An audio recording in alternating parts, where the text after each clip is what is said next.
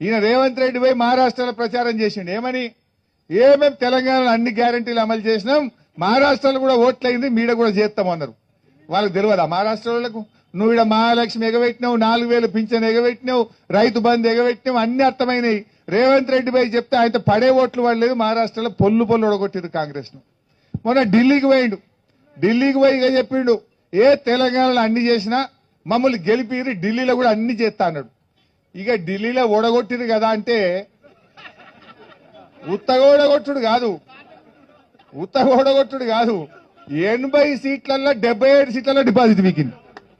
77 సీట్లలో డిపాజిటే వీకింది ఇక ఒక్క సీటు గెలవలే అంటే నీ పటారు ఏ పాటిది నువ్వు ఇంట గెలిచి రచ్చ గెలువు ఈడ మా ఆర్ఎంపీలకు ఇచ్చిన మాట నిలబెట్టుకో మా అవ్వ తాతలకు ఇచ్చిన మాట నిలబెట్టుకో రుణమాఫీ పూర్తి చేయి ఇక్కడ నువ్వు ప్రజలకు ఇచ్చిన పని చేయి నువ్వు ఫస్ట్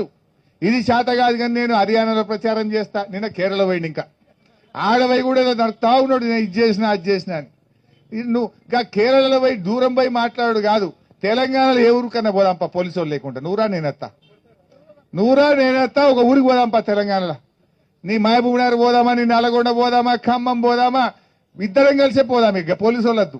ఇక నువ్వు మాట్లాడు నేను మాట్లాడు జనం సంగతి చెప్తారు నీ సంగతి నా సంగతి చెప్తారు గది చేసే ధైర్యం లేదు కేరళలో పోయి స్పీచ్ కొడుతుండు మహారాష్ట్రలో కొడుతుండు ఢిల్లీలో కొడుతుండు గల్లీలకు మాత్రం వస్తలేడు గల్లీలకు వచ్చే తెలివి లేదు కానీ ఢిల్లీలో పోయి ఉపన్యాసాలు కొడుతుండు రేవంత్ రెడ్డి